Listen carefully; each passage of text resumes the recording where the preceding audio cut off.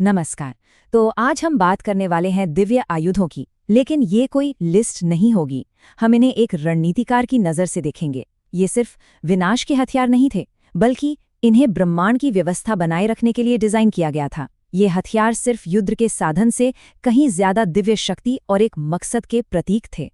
भगवत गीता में श्री कृष्ण का ये कथन ही हमारी पूरी चर्चा की नींव है।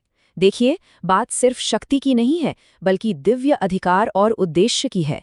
जब भगवान खुद को शस्त्रों में वज्र बताते हैं, तो ये बिल्कुल साफ हो जाता है कि इन हथियारों का असली महत्व इनकी मारक क्षमता से कहीं ज्यादा गहरा है।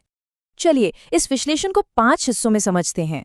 हम शुरू करेंगे युद्ध के दिव्य नियमों से, फिर देखेंगे उन अस्त्रों को जो एक ही वार में काम तमाम कर देते थे। इसके बाद हम सेना को तोड़ने वाले शस्त्रागार पर नजर डालेंगे, फिर उन अंतिम हथियारों की बात करेंगे और अंत में हम जानेंगे उन शस्त्रों के बारे में जो ब्रह्मांडीय कानून के प्रतीक बन गए। तो पहला खंड, युद्ध के दिव्य नियम। यहाँ सबसे जरूरी बात यह है कि शक्ति हमेशा एक उद्देश्य से बंधी होती है। ये दिव्य अस्त्र महज लड़ाई के औजार नहीं थे, बल्कि ये धर्म को लागू करने के साधन थे। सृजन और विनाश के बीच जो ब्रह्मांडीय संतुलन है, उसे बनाए रखने वाले दिव्य साधन। तो ये धर्म आखिर है क्या? इसे आप वो ब्रह्मांडीय कानून समझिए जो पूरे यूनिवर्स को कंट्रोल करता है, और ये हथियार इसके सबसे बड़े एनफोर्समेंट टूल्स हैं।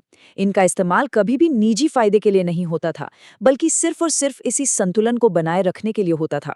यही वजह है कि इन्हें कभी भी गुस्से या आवेश में चलाना पूरी तरह से मना था। ये विवेक के हथियार थे, भावनाओं के नहीं। अब बात करते हैं दूसरे खंड की, एक ही वार में अचूक परिणाम देने वाले अस्त्र।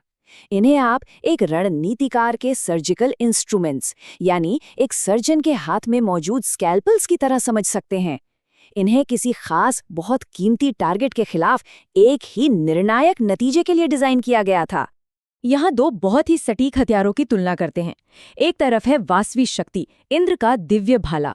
इसकी शर्त ये थी कि इसे सिर्फ एक बार ही इस्तेमाल किया जा सकता है, पर इसका वार कभी खाली नहीं जाता था। कर्ण ने जब इसे घटोत्कच पर इस्तेमाल किया, तो उस एक प्रयोग ने युद्ध का रुख ही मोड़ दिया। और दूसरी तरफ है वैष्णवास्त्र, भगवान विष्णु की मिसाइल, जो एक ही दुश्मन पर अचूक निशाना साधती थी। जानते हैं इसका तोड़ क्या था? खुद भगवान विष्णु। जब भगदत्त ने इसे अर्जुन पर चलाया, तो भगवान कृष्ण ने उसे खुद सोख लिया। यहाँ सबसे बड़ा रणनीतिक सबक ये है कि इन दोनों की अपार शक्ति ही इनकी सबसे बड़ी सीमा भी थी। अब आते हैं तीसरे खंड पर, सेना तोड़ शस्त्रागार। ये वो हथियार हैं जिनका असली मकसद किसी एक योद्धा को हराना नहीं, बल्कि पूरी की पूरी सेना का हौसला तोड़ देना है। यहाँ हम सिर्फ फिजिकल वॉरफेयर नहीं, बल्कि साइकोलॉजिकल वॉरफेयर के क्षेत्र में भी कदम रख रहे हैं। नारायणास्त्र, भगवान नारायण का अस्त्र जो एक साथ लाखों मिसाइलों की बारिश करता था। लेकिन इसकी सबसे अनोखी बात पता है क्या थी? आप जितना इसका विरोध करेंगे, इसकी शक्ति उतनी ही बढ़ती जाएगी। जब अश्वत्थामा ने इसे छोड़ा था, तो पांडव सेना में सचमुच हाहाकार मच गया था। तो ऐसे अस्त्र का सामना कोई कैसे करे जो लड़ने पर और ताकतवर हो जाए? इसका एकमात्र उपाय था पूर्ण आत्मसमर्पण। भगवान कृष्ण ने पांडव सेना को सलाह दी कि फौरन अपने हथियार नीचे रख दो और नारायणास्त्र के सामने झुक जाओ। जैसे ही उन्होंने ऐसा किया, अस्त्र शांत हो गया। ये सैन्य रणनीति का एक कमाल का उदाहरण है, जहां जीत का रास्ता लड़ाई नहीं, बल्कि सरेंडर था। ये दिखाता है कि कभी-कभी सबसे बड़ी जीत हथियार डालने में ही होती है। अब देखते हैं रुद्र अस्त्र को। ये भगवान शिव के प्रचंड क्रोध का प्रतीक है, जो सेनाओं को राख में बदल सकता है। रणनीतिक रूप से इसका सबसे अहम इस्तेमाल कर्ण ने अर्जुन के दिव्य कवच को बेअसर करने के लिए किया था। ये एक शानदार टैक्टिकल मूव था, एक शक्तिशाली हथियार का इस्तेमाल दुश्मन के सबसे मजबूत डिफेंस को ही तोड़ने के लिए करना। ये दिखाता है कि युद्ध में कभी-कभी सबसे बड़ी ताकत को ही निशाना बनाना कितना असरदार हो सकता है। अब हम आते हैं अपने चौथे खंड पर, यानी अंतिम उपाय के हथियार। ये हथियारों का वो क्लास है जिनका इस्तेमाल पूरे अस्तित्व के लिए ही खतरा बन सकता है, और इसे चलाने वाले पर एक बहुत भारी, बहुत बड़ी जिम्मेदारी होती है। ब्रह्मशिर अस्त्र, जिसे अक्सर ब्रह्मास्त्र से भी 4 गुना ज्यादा शक्तिशाली माना जाता है, ये एक भयानक आग का तूफान पैदा कर सकता था। लेकिन इसकी असली दहशत थी जमीन को हमेशा के लिए बंजर बना देना। ये सिर्फ एक लड़ाई नहीं जीतता था, बल्कि आने वाली कई पीढ़ियों के लिए जीवन की संभावना को ही खत्म कर देता था। ये एक कॉस्मिक स्केल पर विनाश है। इस विनाश के पैमाने को समझने के लिए जरा इस आंकड़े पर गौर कीजिए। जिस भूमि पर ब्रह्मशर अस्त्र का असर होता, वो 150 ट्रिलियन मानव वर्षों तक बेजान और बंजर हो जाती। ये संख्या सोचना भी मुश्किल है और इस हथियार की विनाशकारी क्षमता को साफ साफ दिखाती है। तो एक सवाल मन में आता है, जब ऐसी शक्ति मौजूद थी तो हर तरफ लगातार विनाश क्यों नहीं होता था?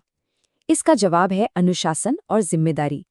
इन हथियारों का ज्ञान सिर्फ उन्हीं योद्धाओं को दिया जाता था जो सबसे योग्य और धर्म का पालन करने वाले हों, जिन्होंने सालों की तपस्या से खुद को इस शक्ति के लायक साबित किया हो।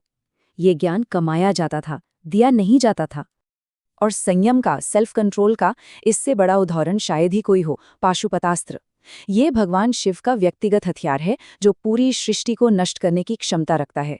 ये अर्जुन को दिया गया था, लेकिन उन्होंने कुरुक्षेत्र के युद्ध में इसका इस्तेमाल कभी नहीं किया। क्यों?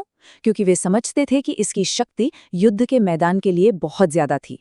यहाँ सबसे बड़ी रणनीतिक बुद्धिमत्ता ये जानना है कि अपने सबसे शक्तिशाली हथियार का इस्तेमाल कब नहीं करना है। और अब हम आते हैं अपने आखिरी पड़ाव पर, ब्रह्मांडीय कानून के प्रतीक। यहाँ हम उन हथियारों को समझेंगे जो सिर्फ टैक्टिकल टूल्स नहीं, बल्कि दिव्य अधिकार और ब्रह्मांड के मौलिक नियमों के शुद्ध प्रतीक हैं। इस स्लाइड पर एक नज़र डालिए। वज्र, जिसे ऋषि दधीची के हड्डियों से बनाया गया था, ये त्याग और दिव्य अधिकार का प्रतीक है। सुदर्शन चक्र, ये धर्म और ब्रह्मांडीय व्यवस्था की उस इच्छा शक्ति का प्रतीक है जिसे कोई नहीं रोक सकता। और त्रिशूल, भगवान शिव का शस्त्र, सृष्टि के 3 मौलिक गुणों पर उनकी महारत को दिखाता है। त्रिशूल के 3 शूलों का मतलब बहुत गहरा है। ये है सत्व यानी संतुलन, रजस यानी क्रिया और ऊर्जा, और तमस यानी निष्क्रियता।